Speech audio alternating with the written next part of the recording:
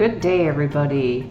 Welcome to Positive Life Answers Podcast. I'm your podcast host and self-improvement expert, Dr. Mary Ann Mercer, and you can call me Dr. Mary. Welcome to episode 26, Secrets of Happy and Joyful People. I love this concept to teach you today. In my Positive Life Answers podcast, as you know, my goal is to help you transform the quality of your life and also help you create the life you're desiring. The goal of my podcast is to help you make changes and improvements in practical and easy and empowering ways. So let's create the best life ever. If you are new and just discovered me, a very warm welcome. I'm so glad you found me. Now don't forget to press that follow button on your podcast platform so you don't miss out on any future episodes. And when you do it, you can see the list of all the previous episodes and you can pick and choose the one you want to listen to. And also thank you for those who are continuing to listen and support my podcast. I really appreciate your email messages, comments, and questions. So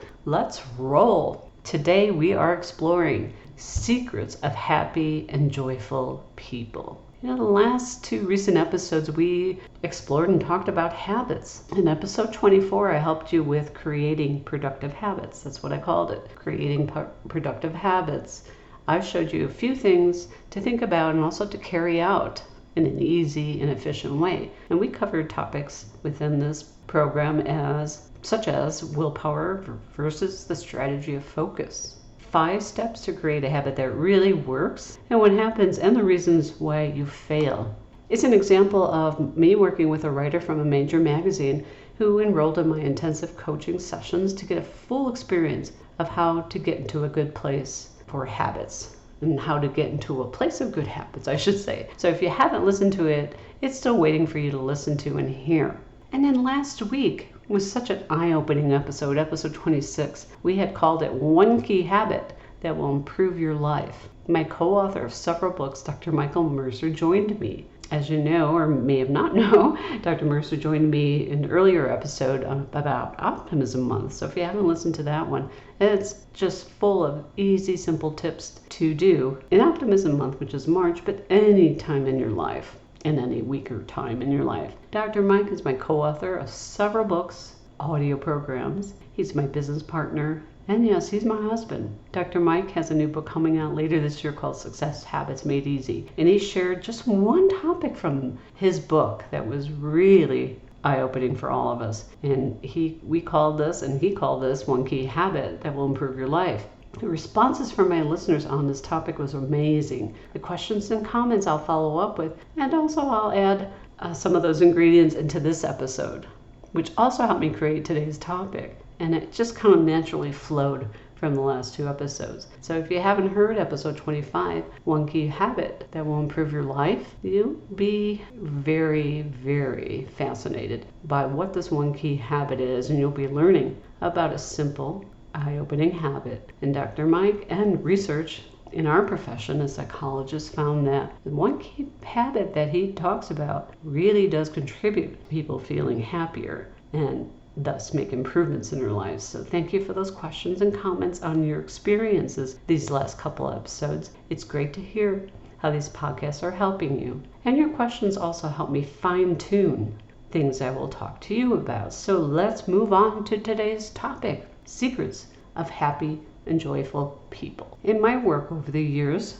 with people from all over the country, we also studied optimistic people. We talked about that in other episodes. But what really makes people joyful and happy in their lives? One key ingredient we found, Dr. Michael Mercer, Dr. Mike and I, we found that an ingredient of hope was something that we didn't expect to find. It was just an attitude of hope. We researched people and found that people who were the most happy and were successful in their lives, they were all hopeful. They all believed that someday they would get what they want. That made them feel happier, even if they still have not achieved it yet, because it laid the basis of the foundation for a vision in their lives and actions to take to create that vision and manifest it in their lives. Hope is a feeling that you'll be able to get what you want or events that will turn out for the best. It's kind of similar to what we talked about in this podcast series about positive or optimistic thinking. being hopeful or thinking positively. It's just a matter of looking at life in certain ways. And that's kind of what Dr. Mike and I are talking about in these last few sessions. And everyone can do that. It's very, very easy. And these tips that I'm going to talk to you about, I call them like a mind shift kind of outlook, like a mind power shift. It's just shifting your attitude, shifting your focus, because even hopeful people have challenges in their lives just as everyone else does. So one of the first mind power shifts that we discovered was that people who are happy and joyful looked at difficulties as temporary rather than a permanent, this is the end of the world type attitude. We found in working with them in our intensive coaching sessions that Dr. Michael Mercer and I developed, and also in our research for our books, we found that people with a certain way of looking at things, when a problem hits, they shift their attention to something else that will help them. So a problem comes up, they shift it, and they think about it as a temporary situation that needs to be solved. So if you tell yourself your problem won't last forever, immediately you'll start to feel a little more in control and energized in taking positive steps. And that is a very important key. Mind power shift, or mind shift number 2, is thinking about setbacks as a mystery to be solved. So thinking that a situation or a setback is a mystery to be solved. Hopeful people are good detectives. What I mean by that is when something goes wrong, they try to figure out why it happened, but they don't get stuck there.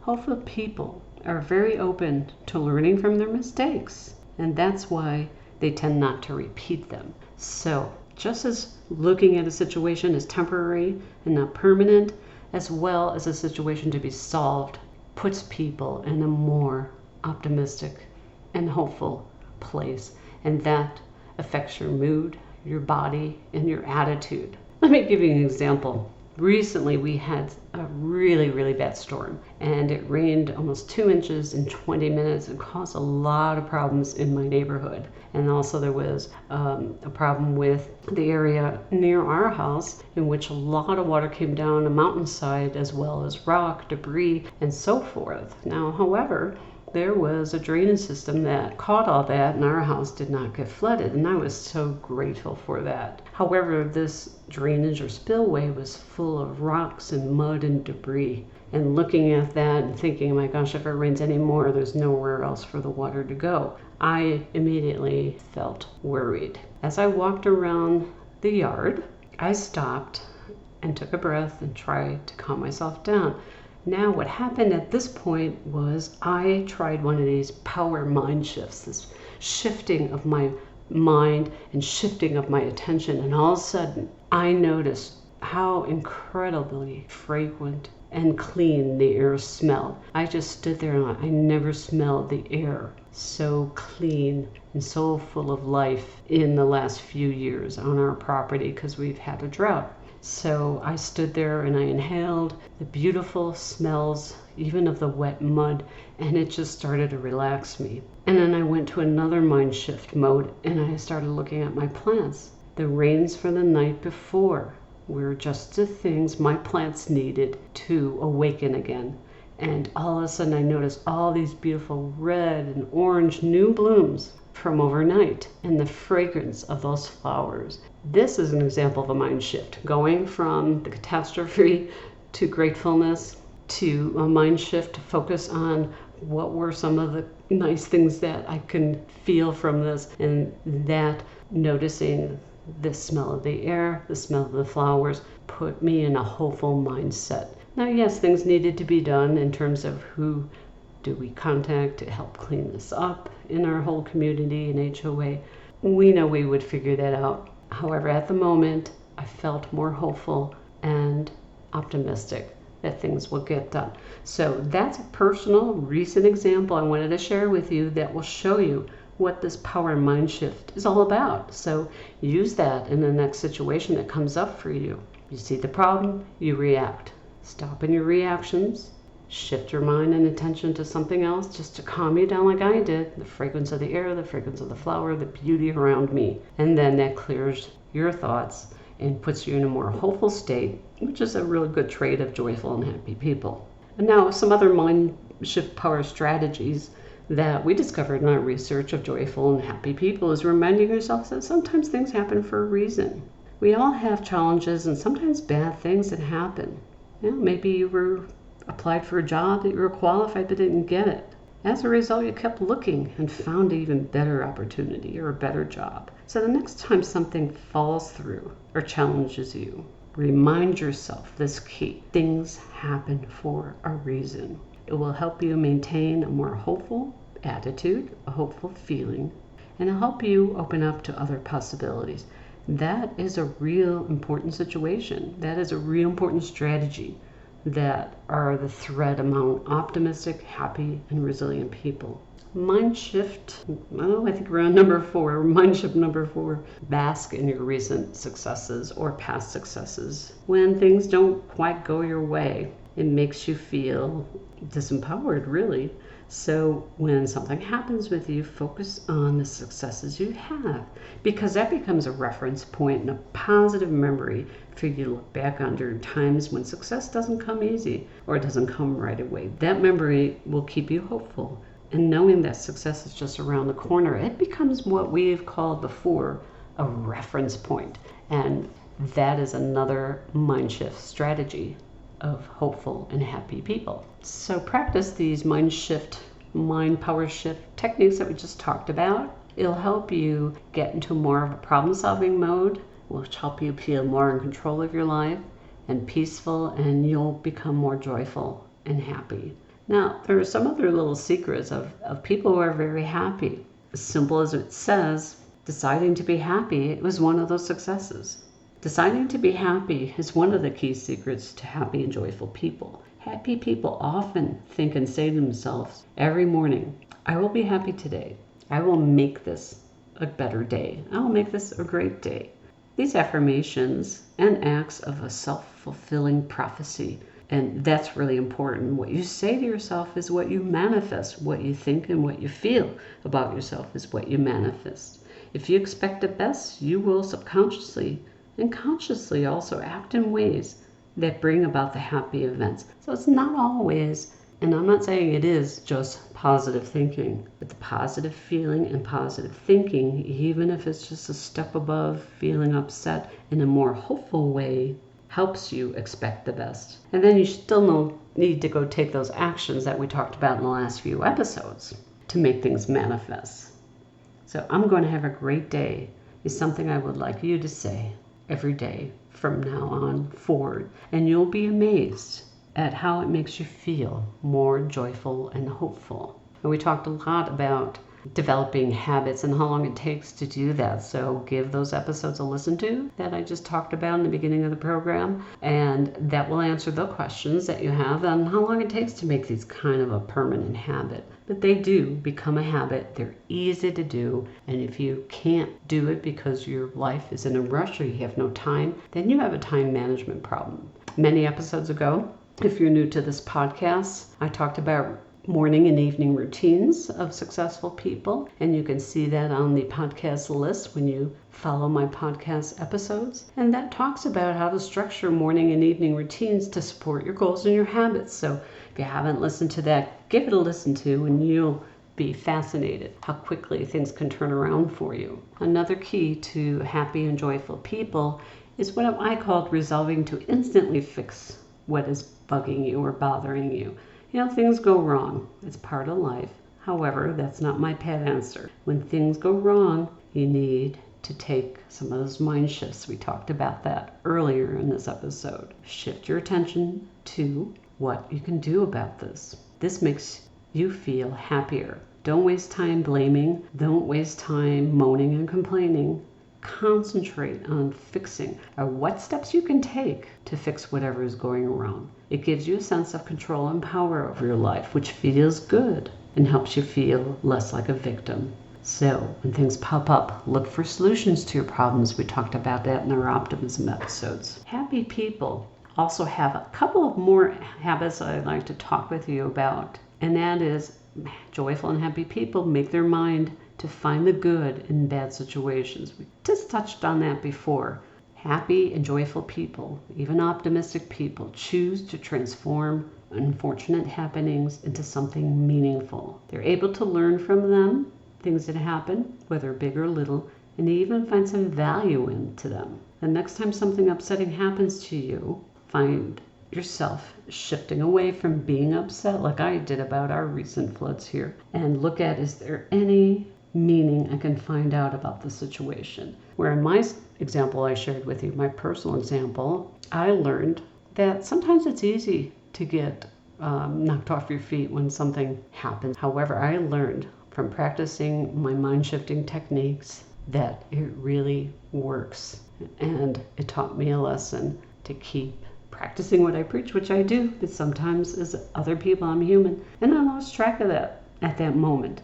But then I caught myself and I became more hopeful. So make up your mind to find the good and the meaning in every situation that comes across your way. I'd like to share with you another important trait, another important secret of happy and joyful people. And that tip is selecting to help others. And that's really important. Joyful and happy people do this on a regular basis. Either by volunteering or taking some time to lend a hand when somebody else needs help. When you give, you feel happy because you know you are making a positive contribution to the people around you. Helping people always allows you to quit focusing on your own worries and to focus on someone else's for a while. And numerous studies, as we shared, show that people who are helpful to others are happier and healthier too. If you don't have time to commit to a regular volunteer project, look for ways in your daily life. Dr. Mike touched upon this topic in our last podcast, and he called it grace. Grace meant being kind and helpful to others. And he gave you a lot of tips. And I'm not going to repeat those tips, but I'd like to share some random acts of kindness that you can carry out in this last tip that I'm giving you today. And random acts of kindness have a lot of benefits. Helping others makes you feel good. It brings you a sense of connectedness and belonging with others. It helps you keep things in perspective. And the more you do for others, the more you do for yourself. It really has some health or physical benefits as well. It reduces your stress, helps you get over negative feelings, and it can help us live longer. And that was a list I came up with that I wanted to share with you. So random act of kindness. All of these techniques are simple and easy to do. Earlier in these episodes we were digging, which is really important, about how to create your vision for your life, how to set up the vision, how to set up the goals to succeed in any area of your life, whether it's work, career, relationships, mood, anything like that. And those are still important, as well as the tips for optimism that we shared in Optimism Month. They're all 60-second techniques that can help you, but they do require you to do some work. Here's some random acts of kindness that are important to carry out, in addition to the ones that Dr. Mike shared last week. And one, check in with somebody who's having a hard time. I have a new friend in my neighborhood, and they've been struggling with their new business, and I've made it a habit to check in with her. And I check in with her now once a week on a Thursday to see how things are going. By the end of the conversation, you can feel the weight of her worry leave the sound of her voice, and it empowers her to look for ways to resolve it. So it's a simple thing to do. Sometimes I'll just text her saying, "Hi, how you doing today?" Simple, easy ways to share kindness that can help a person or a friend. You're like a pillar that helps hold them up during hard times. I also reach out to spend time with a family member or friend who's experiencing loneliness, or even call them. Somebody that might just not have a lot of friends or had some losses in their lives, and they might need that little shoulder to lean on. So give somebody a call. Send someone a handwritten note as well in these two situations. It gives them something to look forward to. These are simple, random acts of kindness that doesn't take a lot of time and effort. Random acts of kindness can be just smile and say hello to people that you may pass by and walk by every day in a store or in a neighborhood. And Dr. Mike gave some examples of that in his grocery store shopping story. So if you haven't heard that, please listen to it. Listen to someone who's having a hard time. Invite someone out for a cup of tea or coffee just to sit and connect. Connection through the random acts of kindness is benefit. It helps them feel good, you feel good, you create that domino effect that we talk about. A friend of mine listened to Dr. Mike's one tip that changes a life, and he had talked about grace and kindness, and she started practicing that. And then one day out of the blue, she was leaving a meeting, didn't have an umbrella with her, and it was pouring rain out, and all of a sudden a woman ran up to her with an umbrella and said, "Let me help you." And she offered her umbrella to walk under so she can get to her car without getting totally wet.